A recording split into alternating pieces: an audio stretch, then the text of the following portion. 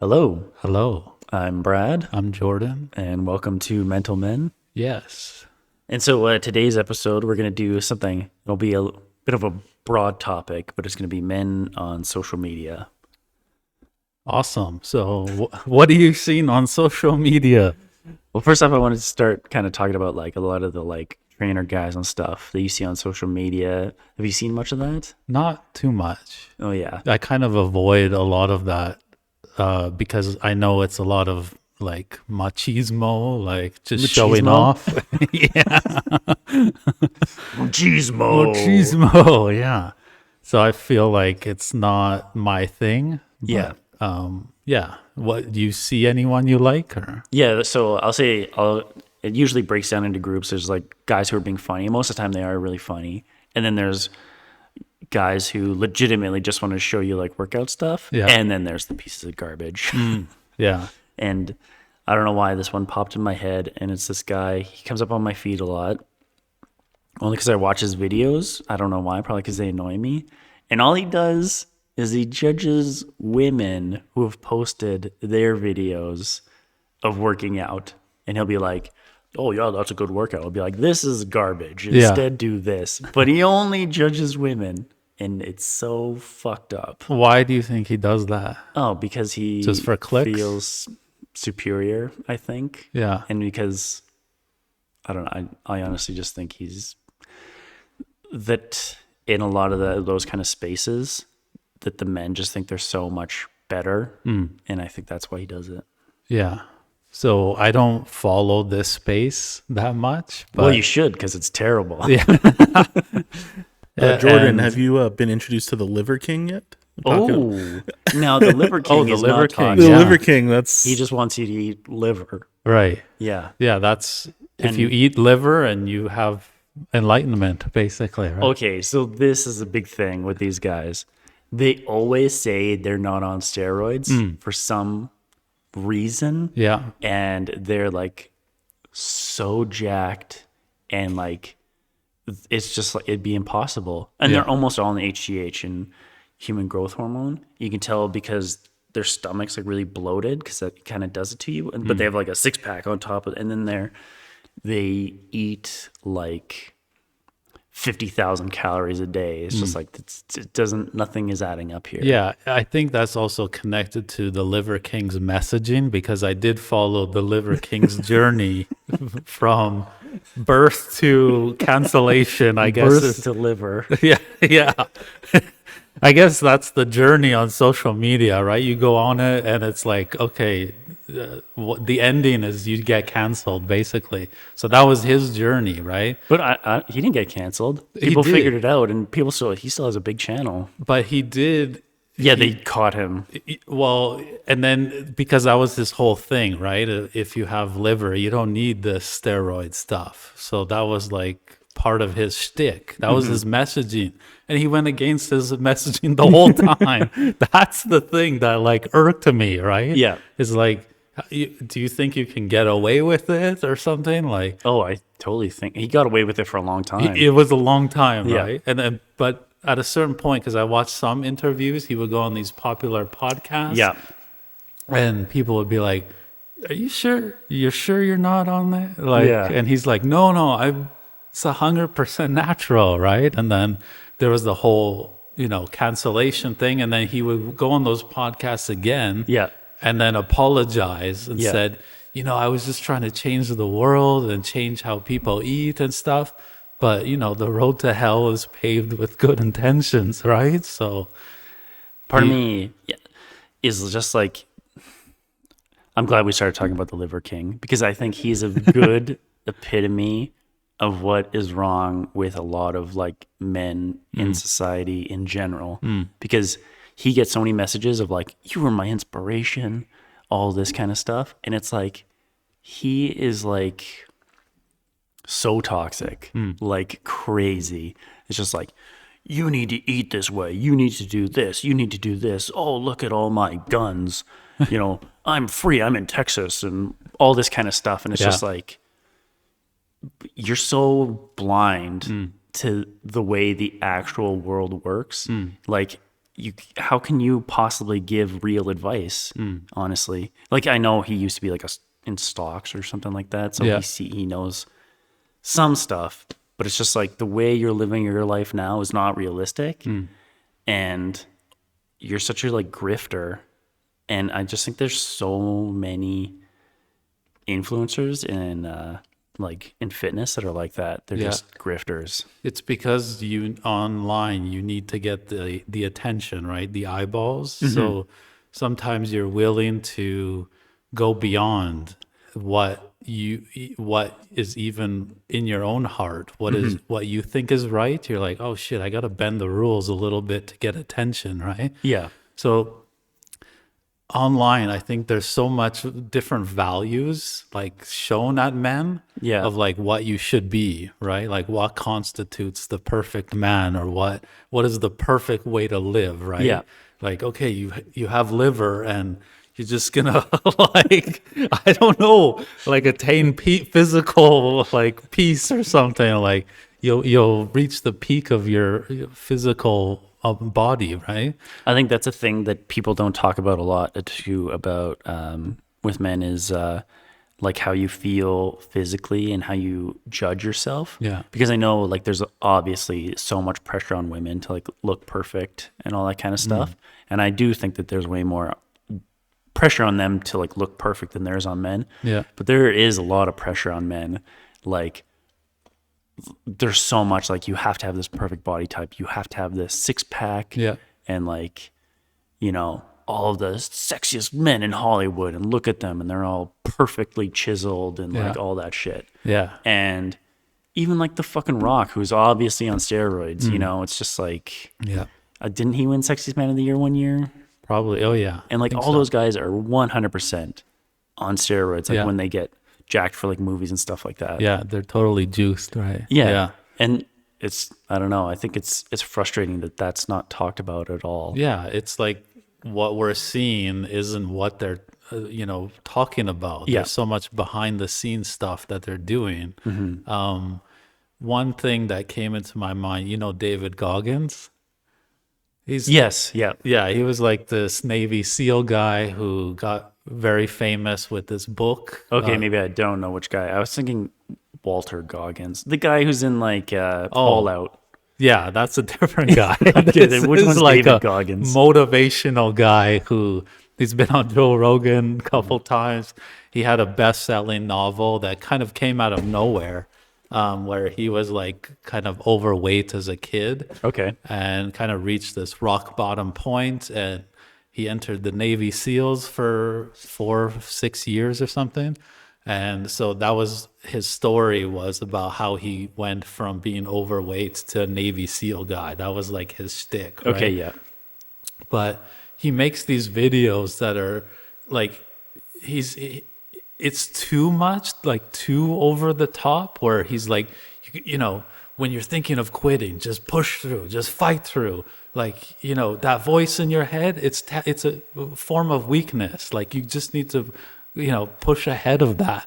And that was his messaging for so long. And he would say like, in the morning, I'll look at my shoes sometimes and I'll just look at them and I'll just have this voice pop out, say, put them on, motherfucker, and get out there. In those lazy days, you got to get out there. And so, but I think now he's like injured in his left knee, and he's got just like riddled with injuries now, because if you go that hard, it's going to add up on you, right? So it's like the method that he was talking about doesn't work either. That hardcoreness. Yeah. It also... That reminds me of the story of the Buddha, actually. When he was raised, raised in this like kingdom of riches, right? Where he had everything, but he had never left the walls. He had never seen the world, right? Yeah. So he left when he was 18, and the first thing that he did was to go the extreme hardcore route. Yeah. He would see all these yogis and stuff doing all these weird positions, and they would hardly eat. So he went like the hardcore route. And he said when he went into that extreme, he couldn't think. His body just started shutting down. So those those people online who are showing those extreme methods, it's just like so not realistic. Like who's promoting like balance, right? Yeah. Like we don't see, because balance probably doesn't get the same clicks as the extremes, right? Yeah. So yeah, what we're seeing is all the extremes, and none of them work. Yeah. So like, who do young people look up to now? And that it bothers me so much because it's just like, it's always like you have to do this diet and this workout and all this, but it's like, it's so unrealistic. It's like what they should be pushing is just like, just try a little harder to eat a little better. Yeah. You don't have to go extreme. Yeah. And like try to do a little exercise every day. Like start small, like you don't have to go to the gym for an hour right off it's like, just try to go for a walk. Yeah. Try 15 minutes, try 20 minutes. You're sitting there watching TV, pick up a 5-pound weight, start moving around, like, Yeah. because the real world difference that makes is like huge. Because like my mother-in-law, for instance, she has like a heart condition, and some doctor told her a little, like, I don't know, 5-6 years ago, you can't lift anything over 20 pounds. So that like freaked her out. So she stopped lifting like anything. Like she still obviously lifts, but she like avoids anything heavy. Yeah. And now it's made her like so weak. Yeah. And it's just like, they should have never said that. Yeah. Should have just said like, there had to be a better way to deliver the message.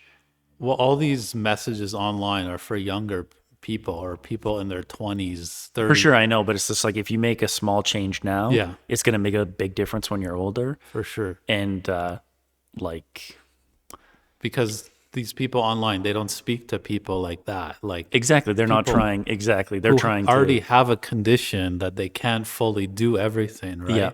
Like for me, I'm wearing the spine brace right now. So why don't you go do some squats and some? Well, I did before we pressed I record. meant more like ab stuff. I don't know why I said squats. kidding. Stupid. Let's do some planks right now. Yeah. Yeah, like my doctor, he's like, don't do any sit-ups. Yeah, Because makes he's like, sense. it You get a could- hernia. Yeah. So, I have to work around that. Mm-hmm. And like, there are certain muscles that start becoming overburdened and you have to For sure. release those and stuff. So it's very specific to me, right? Yeah. So yeah, I don't know. It's just crazy. Yeah, and I just think like, I definitely myself for sure I have body dysmorphia, and sometimes seeing all that stuff like really gets to me, and I don't know. Talk makes to it me so much about this body dysmorphia. When did that start? It definitely started when I was a kid. Like, I don't know why, but my dad all the time talks about weight. All the time. Really? It's like, oh, you put some weight on. Oh, you're really looking thin. All the time. Or other people, like in a super judgmental way. Yeah. Like, oh, they put on a lot of weight, or Yeah. oh, they're looking really good. This kind of a thing, perpetually. Yeah. And so then it's kind of like, okay, it really got in my head. It's like, I have to be thin sort of to be like respected by him or something. And Do you think that was his way of connecting with you? God, no, it was his way of controlling me. Connecting with me. I don't know. I'm Maybe gonna or connect with you. relating. Like maybe that was how he related with his dad. I don't know. Of I staying have in no shape idea. and stuff. A thing too is people are always like, oh, everyone was like so much thinner and stuff back in the day. And part of that is like our food is a little bit different now. Yeah. Like a lot more processed kind of food. But it's like, how many people also smoked back then? Yeah. And smoking speeds up your metabolism, Yeah. Well, I growing up, I always was like 5 to 10 pounds overweight all the time. I remember when you got really into running in high school, was it? You'd go Could run in be. Fish Creek? Yeah. Yeah. Yeah. I liked like junior high school, like biking and running and stuff like that. I really liked, but kind of when I went overseas, I guess, and became more artsy and more like watching stuff and less movement based, I you can start to feel like the weight adding up, right? So there have been times, I mean, when I went to the temple when I first got to China, I lost like that first year I lost probably 50-60 pounds. Oh wow. Like I actually had a six-pack for the first time in my life. Yeah, when I was 25. But like a year later, I just blew up again. So I do also struggle with some body weight issues. Like there's almost I still think I do on some level. Like Yeah. in terms of like my nutrition can be like really good, but then I'll just like really go off and just eating sugar and especially moving back to Canada. Yeah. There's this click that went into my brain because for me sugar is happiness somehow. Oh, because it's like a drug. It literally is. Yeah, it's like embedded in my being. Yeah. Because I think my mom was addicted to sugar. Okay. So I think she seen that, and you know, it was okay for me to have Lucky Charms. It was okay for me because she did it. Was she like always eating chocolate or like candy or something? Or You would stuff like Haribo gummies, like hide them underneath her pillows and stuff, and in drawers, and no packaging? So just look behind the dresser one day. That's the good stuff. And I think I have that too. Sometime, if I'm really lazy, I won't brush my teeth.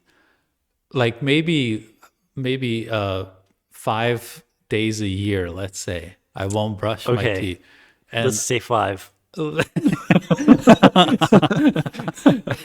And I will go, like, I'll be super happy about it because I'll have like chocolate all over my teeth. Jesus Christ. And I'll be so happy.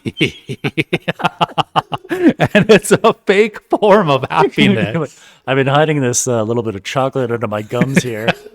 When midnight comes around. Yeah, like 2 nights ago, Jess was staying at a friend's You gotta brush place. your teeth, my God. And I just bought like a bag of ketchup chips, just a big bag, and just demolished it before bed. And so it's shit like that'll creep up. Can you only do that when she's gone? You're like, oh, she's gone. Well, I feel like, okay, there's something about getting away with it that's even more important. I do think there is a weird thing about when you're alone and you know you're gonna be alone like all night basically. Yeah. Like if Ash is like gonna go do something with her friends and like if the kids get to sleep at a decent time, immediately I'm like, I want a bag of chips. Like I want something bad. So what is it about that? It's like It could be something from when we were growing up, like when we were kids. it could be that, or it could be you like the freedom or not being judged or something. I guess so, yeah. I mean, because for me, you get like a Costco sized Doritos, like here we go. yeah. Because for me, like growing up as a kid, sometimes I would have to sneak things past my parents, like a little bag of chips or a chocolate bar or something.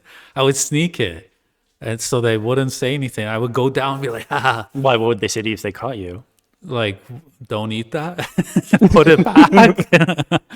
Because it's like 7, 8 p.m. I want to watch a new movie or whatever, and then, but it's that getting away with it that is like more exciting than eating the thing.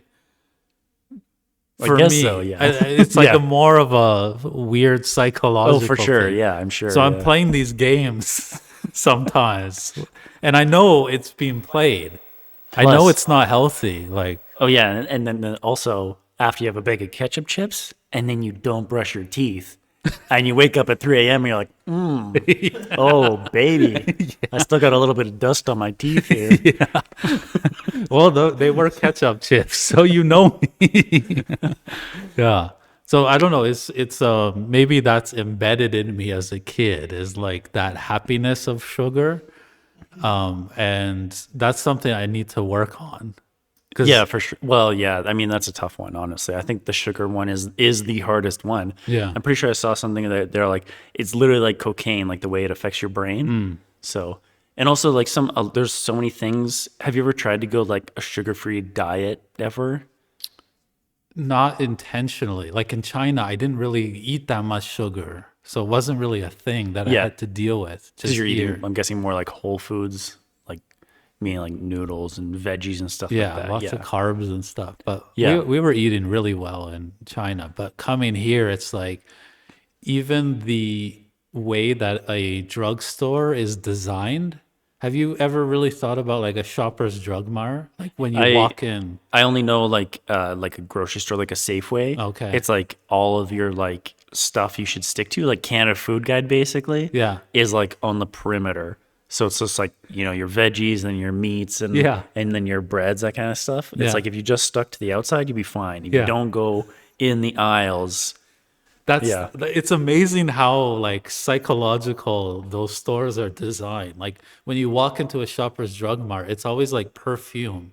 It's like the first thing you see. Like maybe it makes you feel good. Or Oh, that's because that's like their biggest sellers, makeup and stuff like that. That's Okay. why. Yeah.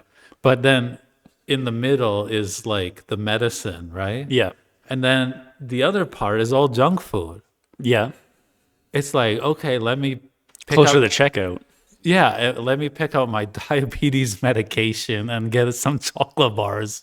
It's like the way that it's designed. It's to make you like sick and to cure you. Yeah. And it's I don't know. It's like, who's designing this? Is it like intentional that they want to push us to be sick, or? Oh, there's definitely intentionality when they put like all those chocolates and stuff at the checkout, Yeah. so that you're just like, oh, Yeah, it's Yeah. an easy hit. exactly. Yeah. I worked with this guy moving, and he had high cholesterol, and wherever his doctor's office is, or I can't remember if he went to the doctor, if he went to a lab or anywhere where he had to get it tested, right? And right beside it was a McDonald's, and he was like, "That's fucking bullshit." He's like, I can't do it," because Yeah. he'd always go to McDonald's after. Yeah, it's funny the way that the West is designed somehow. It's Well, all that's like, do you remember the World Health Club? They used to have one in Mindapore. Yeah. Yeah, you could work out, and as you're working out, across the parking lots of the Wendy's, and there was a McDonald's behind that. Yeah, and it's the yeah. same thing. Like, nothing is. They always want to get you feeling bad so that you can go back to feeling good. Yeah. Just so you can go, it's a yin or not a yo-yo effect. yeah. Spending money on both ends. Even like booster juice. Have Yeah. you? Their healthy options are like these little balls, Okay. and they're like filled with like granola and stuff, but Okay. they're always like stuffed with like caramel and chocolate, and Oh, yeah. and you're like you're just marketing that as like a healthy option, but Yeah. it's full of fucking sugar, right? Oh, I Like, used to love Cliff Bars, and they have like 15 grams of protein or something in them. Yeah. And then also like 20 grams of sugar. You're like, but you're just like protein, yeah, it's like, where do you think that comes from? Is it just like, Oh, I honestly think it's like the corporations trying to make money. Big Sugar or whatever. yeah, Yeah. big sugar? I like Yeah. that. Yeah. That should be the name of the episode. Big sugar. Yeah, because that's like, what is it? Salt, fat, and sugar are the three kind of like big things that are pushed in the West, like through the major companies. I mean, that makes sense. Yeah. Yeah, Yeah. it's even just because we started, buying these like healthier pops, like not pop, but like more of like a water that has flavor. Oh, like a bubbly, like a Yeah. Cove. Yeah. So each time we're checking the sugar, that's the first thing we look for. Yeah. And some of them are like 42 grams. Wasn't it Coke like 50 or 60? Is it? Yeah. Yeah. And I think they go off like 100 grams a day as your limit, Well, I didn't even know it was that high, but yeah. because that's a percentage. It's like 24 grams and then Oh, okay, yeah. 24%. But it's like, okay, you have one fucking pop and that's like half of your sugar for the day. Like, it's just insane, right? Like, Yeah. and I don't know. I'm feeling it in my teeth. Like, Dust and chocolate all over them. yeah, this is bringing me Like, back to a my dark teeth are place. aching over here. I don't know why. Yeah, like moving back is like triggers something in my brain of like, you know, yeah. And then sometimes Jess will let me get away with it too. Like It's her yesterday, fault, actually. but it's connected to me sneaking around, right? Yeah. So sometimes she'll be like, "Oh, buy whatever cereal you want," and then in my mind is like, "Oh, anyone?" So what would be your, if you could get? Well, I do pass the classics like the Lucky Charms. I even yesterday was looking at cinnamon French toast. I was like, "Am I in a cinnamon French toast kind of Yeah. mood?" I went with the healthier, like one of those granola ones with those fake strawberries, those Oh, fake yeah, yeah. blueberries. Yeah. Yeah. And then last night during the UFC fight, I picked out all the strawberries, all the like the sweet fruit inside. I picked them out one by one so that if you go into the box, there's no more fruit. Oh, like, what's I have that one? storage in my cheeks. Like Lucky Charms when you'd be picking out all the cereals, so you see the marshmallows. Sometimes Yeah. I would, and it would be like selective suffering because you pick out all the marshmallows, Yeah. but then you have to eat the Yeah. normal. So that's the suffering. That's a part. future you problem. When you're like 10 years old, it's like, well, I'm going to enjoy this one. On Friday. Exactly. Yeah. Yes, that's what exactly. On Friday, it would be like, oh, I can have my bowl of marshmallows. Yeah. And that was my childhood. I don't think like have kids ever had that form of childhood ever, What do you mean? like where we grew up with sugary cereals like that. We were probably the first ones, right? I don't know. Well, no idea. So I'm Probably like that amount of them anyways, for sure. Yeah. Yeah. And they would, because I'm a little bit of a crazy person, so I rewatched all of the Lucky Charms commercials ever I made. mean, why wouldn't you? That sounds like Exactly, yeah, that sounds like there's a blast, baby. A YouTube video of like 2.5 hours of all the Lucky Charms commercials. And at the end of it, the way they get away with it is they make it part of a complete breakfast, right? Oh, okay. So it's like, yeah, you have Oh, this- because you're supposed to eat something good with it. Exactly. So Yeah. that if when you get cancer, you don't blame them. You're like, oh, it could be an orange juice or your eggs or something, right? Yeah. It was a way for them to take off the responsibility. Yeah. But it's definitely a marketing scheme. Like the way that the ads, even just the stories they would tell, I really saw this evolution in Lucky, the main character, and how the kids are connected to them. So he used to be the antagonist. He used to be the bad guy when they first started. Wouldn't he be like, oh, he'd be trying to take the marshmallows or something, wouldn't he? Yeah, and then later on, he became the antagonist, but the kids would steal the stuff from him. Oh. And then later on, the successful one that I grew up with was he worked in coordination with the kids. So he Was was like, steal it from somebody else? Or? yeah, there was always some kind of evil There's force. always theft. And so when you make the kids part of the journey, it's like, oh, I'm part of that. He's like helping me. And that's like how you do marketing now, is that the hero is always your customer and you as the company are the mentor. And the antagonist is like some competitor or some kind of like pain point. Like, Yeah. so this is how people design stories for marketing now. I guess so. Or to tie it back to like the like fitness influence or something, it's just like the antagonist is like your own weakness. Yes. And society is actually dragging you down. Yeah. Yeah. And I'm the mentor who can help you. Yeah. You the hero, right? Yeah. And it's like if you're not working out, you're mentally weak. So then it's like, so let's say you start a training regimen, you follow this person, they're your guru. Yeah. And then, like most people, you can go for like a few weeks, a month, and then you falter a little bit.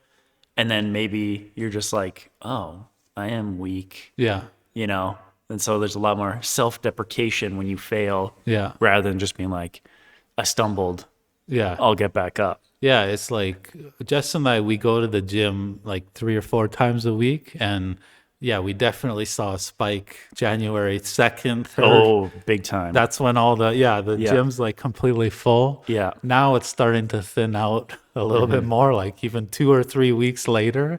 Yeah. So it's just people, I don't know what it is. We believe that change is possible. And these people are promising that change. Well, the thing too is like it takes a while. I can't remember. It takes like 8 weeks to build a habit or something like that. And then it's also people are so fixated on like the gym. You got to go to the gym. Yeah. It's like you don't have to go to the gym. Yeah. You can do it at home. Yeah. And if you are just starting out, you don't have to like push yourself to your limit. Like start small, and as you get a little bit stronger, you can start pushing yourself. Well, I definitely find in Canada, I walk less. I don't know. Oh yeah, I don't know why that. I think that's a whole the way the cities are designed. Honestly, they're designed for cars. They're not designed that's for, the thing. Is like you almost don't even have to move in some sense. Like you can have a remote job on the computer and then walk to your car. Yeah. And then that's like you're getting 20 steps to the car, and and it's like I feel like that starts to add up. Like I don't feel as good as if I'm walking more. Even just something simple like that. And I would go in China, and I would hardly go to the gym. Like it was harder to find a really nice gym. So that's why when we come here, we're like, oh shit, it's a real gym. Yeah. But at the same time, just walking, even those 10,000 steps or 7,000 or whatever, that's just a game changer for me. And then you actually feel tired, and you feel like when you do rest, it's earned. Yeah. Like, that's the thing is like sometimes you're just watching so much Netflix that it's just not earned. Yeah. And you just feel like almost it's a chore in a way. Like, Yeah. so. Well, just think about like where we grew up, like in the suburbs and in the neighborhood we did. Like, I obviously, like when we were kids, I loved that neighborhood. I was like, oh, this is the best neighborhood in the world kind of a thing. But then as you get older, you're like, man, I like can't walk to the grocery store. Like that's really far if I want to walk there. Yeah. And then if you want to go to a restaurant, you have to drive like 15, 20 minutes. Yeah. It's just like that doesn't work well. Yeah. Yeah. No, in Beijing, I would walk so much that I just really start to feel it in my joints, in my knees, in my hips. Like you just feel like if you don't get that movement, you wake up like tighter. Yeah. Like there's not that like hardness in my back like muscles anymore because I don't have that like shock. And then now all I do is the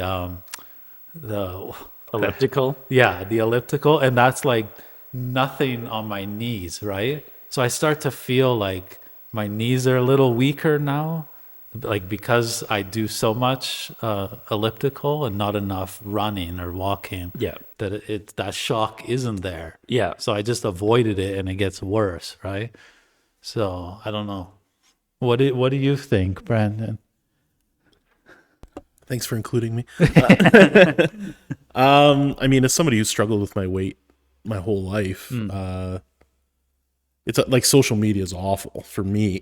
Like the world's not built for somebody like me. Like my wife tells me all the time, she's like, it's not built for you. And she feels bad. And I tell her not to, because I mean, it's my own fault, a lot of it.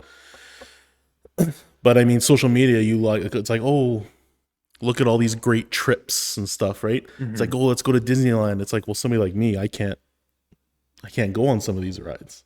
Like none of this, it's not built for me. It's not, I can't sit in booths at restaurants if the table doesn't move, right? So social media really screws with me when it comes to my body image and stuff. As far as like the health, like I'm starting to take like a supplement basically to help lose weight and get more exercise in. But there was a time, like the best shape I ever was when we played football. And that was in high school. Yeah. And then after that, we start drinking and get lazy. And then all that stuff. And like, but I don't know, like growing up, I never went for like walks. Like that's not something we ever did. It was always like, my dad laid carpet. So on weekends, it'd be like, I'm laying carpet with my dad. So that was kind of my thing. So what are some of the like values that you see on social media, like in terms of like health and stuff, fitness? Oh, it's all just being. It's all you have to be perfect. It's just be perfect. Like And when you see that, what do you feel? I always think it's like, well, I'm never gonna get there, but I also don't want to get there. I'm at that point now where it's like, yeah, you have a 6-pack. I don't care. Like it doesn't like. I just want to feel better. Yeah. I just want to feel better in my body, be healthy, Yeah. live longer. That's all I care about. Yeah. I don't care if I have huge biceps or 6-pack or like that doesn't bother me. Yeah. Like if you want that, great, but don't push it on me. And also, like, you see for like especially bigger guys, you see it's always like transition videos. It's Yeah. like, look at this, and I did this in 2 years, and they're going from like 500 pounds or something crazy to like 200. Yeah. But it's always that. It's never, you do see a little bit of people like just starting out, but it's like you're not posting your transition video of you failing, of you like, oh, I lost 100 and then I put it back on. See, I do think there are those people. They just Well, there are for sure, but I think there's things that are really, that you really see that really get the views. that's and what then I mean. It's always like the transition. Yeah, you don't Yeah. get to see those people in your algorithm. Yeah. Like those everyday people. Because Well, my doctor said, oh, like first thing you should do is take a picture of yourself, and then take a picture of yourself like in a week, so you can see it, right? And I'm like, I don't need to see it. I need to feel it. yeah. Seeing it means nothing to me. I don't care. I've never been one to be like, oh, I have to have like wear really nice clothes and stuff. Like that's not me. I don't care. But so I just want to feel it. So seeing it is just, I don't care. Yeah. And that's so when she says, oh, take a picture of yourself. It's like, why? That's not going to tell me how I feel on the inside. It's like I look in the mirror every day. Exactly. Yeah. Yeah. Interesting. Yeah, it's like I read this article once, and it was this journalist, and she tried to do the like Victoria's Secret, like what the models kind of put themselves through, like fitness and eating and stuff. And so she went and she saw the doctor who sees them all, I guess, and he was like, "You get on the scale every single day, every morning. Get on the scale to hold yourself accountable." And that's just like, that is so fucked up. Yeah. Like, good Lord, what? Like, how about? Especially for a model, it's like, shouldn't it be how you look? Yeah. And not your weight? What difference does that make? Yeah. Like, Yeah. And this is connected to my notes. One thing that I wanted to talk about is like, there's that book called The Anxious Generation that talks about how social media, when it was released, increased depression among teens. Especially in 2009, 2010, you see this huge spike. why would happen then? Well, Was that Facebook? Facebook created the like button in 2009, and then 2010, Twitter put the repost or reshare, Okay, yeah. retweet, whatever. Yeah. So that was those two things like changed social media so much. The like button, right? Something that was really interesting that I thought was, when we were kids, there was this transition into adulthood that I think was pretty good, like the way that it was designed. We weren't into the adult world right away when we were like 7. We were allowed to be kids. Exactly. We were allowed that space, and there were certain rules, right? You were insulated a little bit. You were insulated to like the kids you knew. Yes. You're not seeing kids from the other side of the world. But anyways, Yeah. sorry, go on. And also, like, when we were 10 years old, we couldn't see a 18 rated movie, right? Like there are certain limits to what you could get into. Unless Kevin's dad took us to Payback and Chris's mom took us to American Pie. Yeah. Okay, sneak into it. Yeah, that's fine. But that was like a thing, right? You sneak into the adult movie, right? But now it's like if you're 7 or 8, you're put into the adult world right away. Oh, yeah, you can access it. I'm sure there's kids smart enough now, they can get away through those parent, how they block it or whatever. I'm sure those kids can get around that. Oh, Or if you if your parents are like, oh, you're blocked from all this, and I think you can block it actually on your Wi-Fi, but then it's like, but their friend whose parents don't give a shit about anything. Yeah. Yeah. Yeah, there's even like kids that will screen record their parents when they enter the password, and then they'll just watch the video later. You can screen record. Oh, like almost like what do you call it when you like pair a phone but you duplicate it? What's that called? Yeah, tethering or whatever. No, you see it in spy movies all the time. Anyways, Yeah, so there are ways to get around that, but it's more of like you're pushed into that adult world right away, so that you see, if you're 8, 9, whatever, you're seeing that kind of like things about how models should be, right? So then you're thinking, oh, well, these are the big people in society, the top people, so I should do what they do. And that copying or that imitating is how we learn as teenagers. yeah, I think that's where I think that it's more difficult for women with like the body dysmorphia stuff, because they had it at an earlier age, and because there was like a lot of the magazine covers, it's a lot more women's magazines, and they're like when we were kids, and it was always these like perfect women, Yeah. that kind of thing, and so they'd see a lot more of that. There was hardly any magazines with men on the covers like that I could even think of. Yeah. Or it was like, and it was always somebody, The you'd be fitness like, ones. Alfred Hitchcock or something. It's just like, yep, there's the fitness guy for you. Yeah. Yeah, or the fitness ones where they're just completely roided out, right? Yeah, exactly. Yeah. So that's the biggest shift, I think, when we were kids growing up, is just that there's no like psychological change, that smoothness, that transition into adulthood. It's more like, okay, deal with you're it. an adult now. Yeah. Yeah. So I don't know. Do you face that with your kids or? Not yet, but it'll be coming up. Yeah. So what is? I don't know. I'll just have to face it when it happens. The only thing I don't want them to have like Instagram and Facebook until they're older. But like, there's been kids who like literally killed themselves over like not getting enough likes and stuff on Instagram. Yeah. It's just like, Yeah.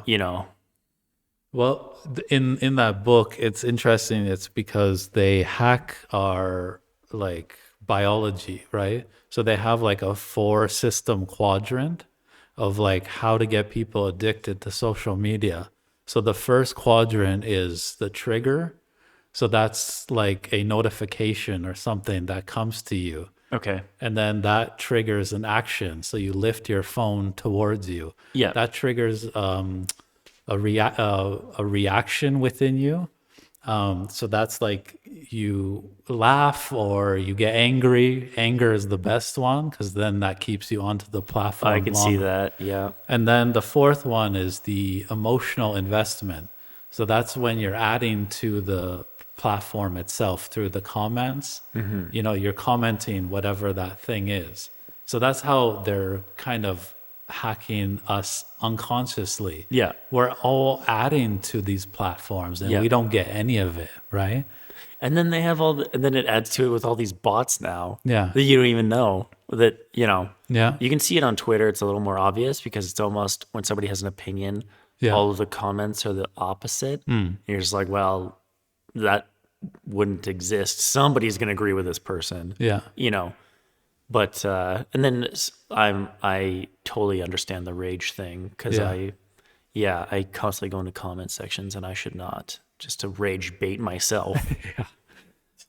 Well, they did that study with that cat, right? That's like, there's like a switch within this little room, and if the cat presses this button, they get food, right? Okay. But they determined that if the cat presses the button and it doesn't get the food, it'll get too pissed off, right? So, but if you give it to them in intervals, random intervals, that's the best thing to get someone addicted, is like when you least expect it. So that's why you get notifications out of nowhere instead of like timed notifications. Oh. It's all like they've hired the best psychologists in the world. Like we know this from some of the Yeah. Frances Hagen, I think is her name. She was like the whistleblower from Facebook. Okay. She like released some of the internal documents, right? It's like they totally figured out how the mind works and like how can we get people using it as much as possible, right? Yeah. And it didn't start out that way, you know, with the social. No, it's supposed to be communities. Yeah, it And was then like it was, yeah. I remember signing up for it at the beginning, and you're just like sharing your food and stuff, right? And then suddenly it's a like button, and you're like, oh shit, I only got 2. Yeah. Damn. Suddenly this like views thing and followers is like a metric, and like each platform has their own metric, and we don't know what that means. Like you could have 10,000 follower on Instagram and like 5 million on TikTok. And Yeah, it's like, that's true. Yeah. what does that mean? Like Yeah. those number, but for us, numbers are like bigger equals better, right? Yeah. Like, so it's just all hacking what we previously thought was just normal, right? So that I feel is like a huge shift. We're almost being like brainwashed in a way. Like, Yeah.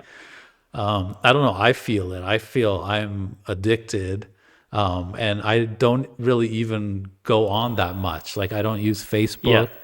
I will occasionally use Instagram, but I'm more of a LinkedIn Yeah. person. I found LinkedIn to be my thing because it's more writing based, but there's so much bullshit. Yeah, I'm so happy. I don't know how or why, but you know that it's like I figured out that how much of it, you know, that it was bullshit, Yeah. and that like 90% of the stuff out there is bullshit, and then you think about like especially the stuff that's directed towards men is just like if you don't realize it's bullshit, you could get sucked right into it. Yeah. And it's just like, you know, there's this guy, I can't remember his name now, but he used to like sell cars, and he has this whole thing. It's like, if you don't have a 6-pack, you can't work at my company, this kind of a thing. Yeah. And he is a total grifter. Yeah. He's just trying to sell like his book or he's like, you take this class from me and you're going to be the best salesperson ever and this kind of stuff. Yeah. But it's like, and you can see how people get sucked into it if you don't see that it's bullshit. Yeah. So Yeah, that's it. Yeah.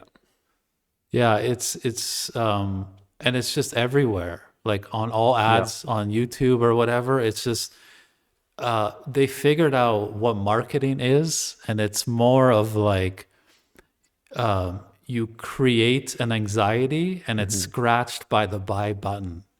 Yeah. So that's what marketers do, right? But everyday people have figured this out now so that they all start to sound the same. Yeah. Like it's all very pyramid schemey, right? Have you ever heard of a crunchy mom? No. So a crunchy mom is a mom who like only feeds her kids like whole foods. Usually they like homeschool their kids. Okay. And, you know, they raise their kids a certain way and all this kind of stuff, right? And it's always a crunchy mom. And, you know, they give their kids whole or raw milk and this kind of crap. Yeah. There's never a crunchy dad. There's no dad who's homeschooling their kids, you know, who's the one who's making the food. You know, they're the provider. They don't actually involve themselves.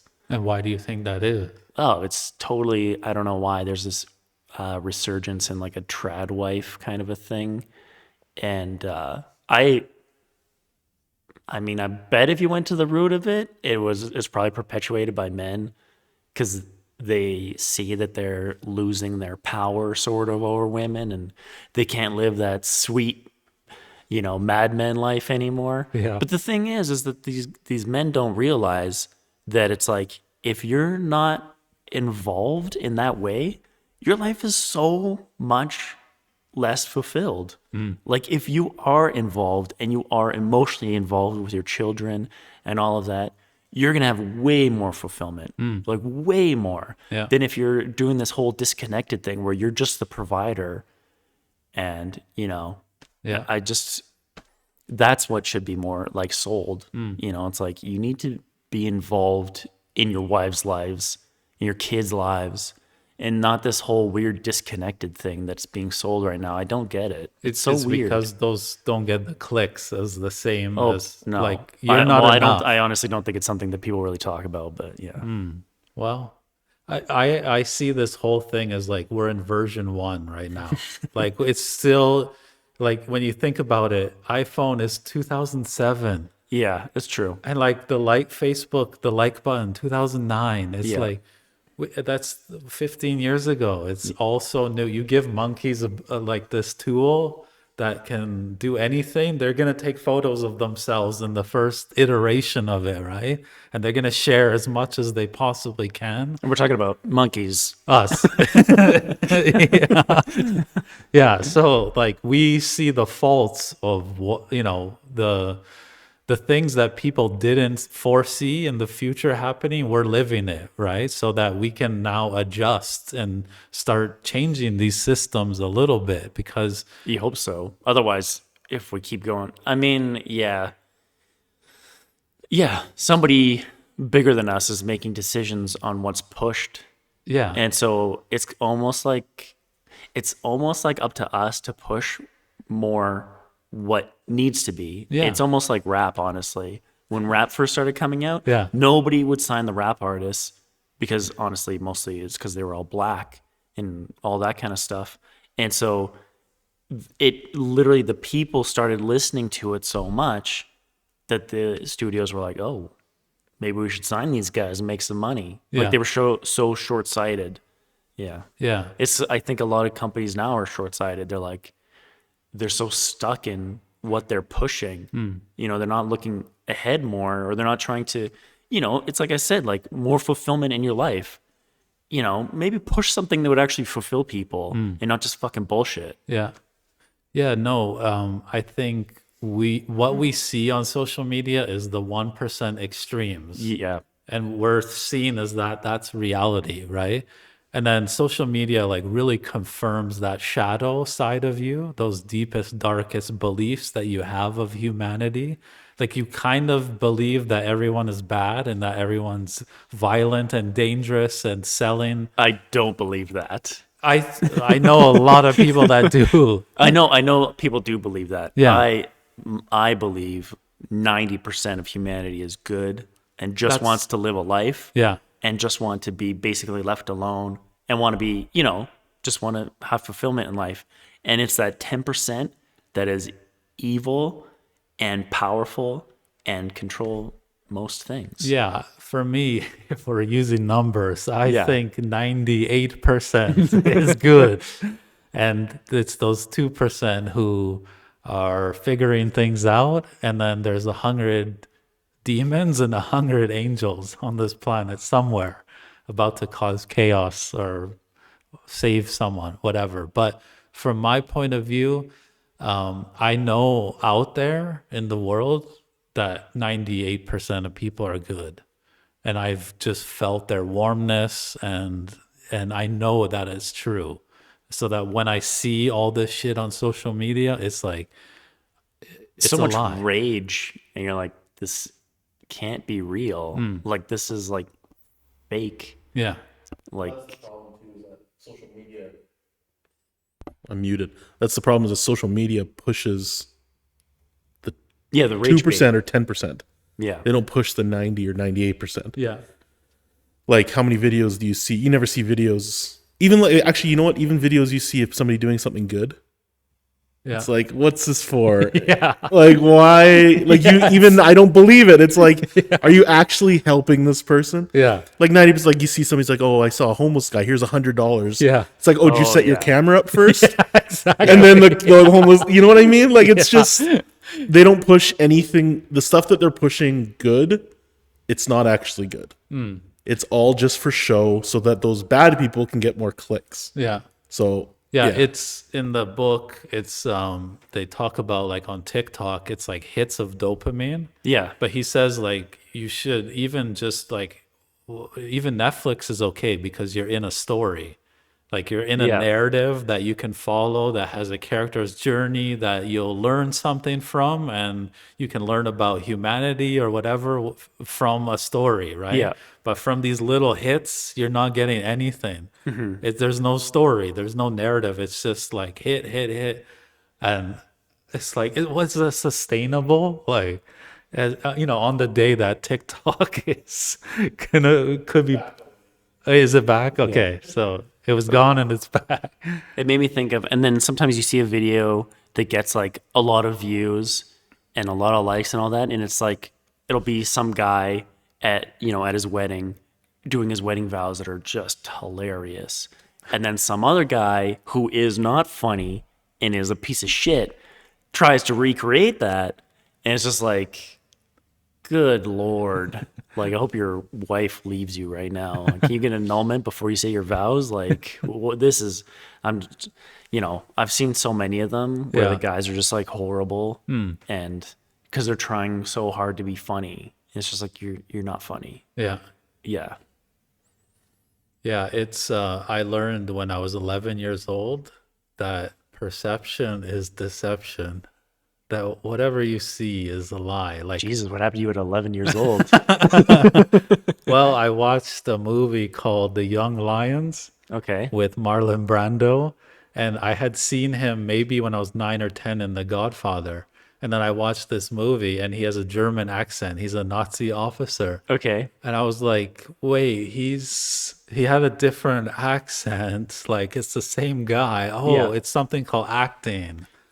Oh, I didn't even know. I'm God, you're a 11. stupid kid. So, like, he's putting on a performance, right? Yeah. And I felt like, oh, yeah, what I'm seeing has been selected and chosen by someone. It's like you're seeing that because a director's pointed a camera and navigated people so that it's not really real. It kind of looks real, but it's a show, right?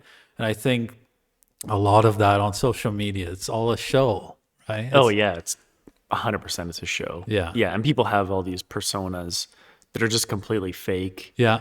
And you have no idea what they're actually like a person. Yeah. Like, yeah. Yeah, it's like the root word of person comes from persona, which means mask.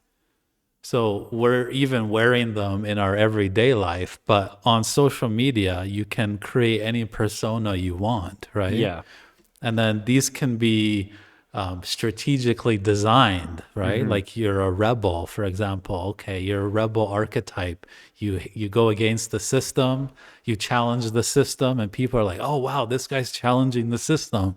So it's all like bringing out what's embedded in our minds already, like all these archetypes and stories that are already there. And it's just about, pressing the right button. Okay, let's make them angry now. Let's make them sad now. And it's like, that's the performance. Yeah.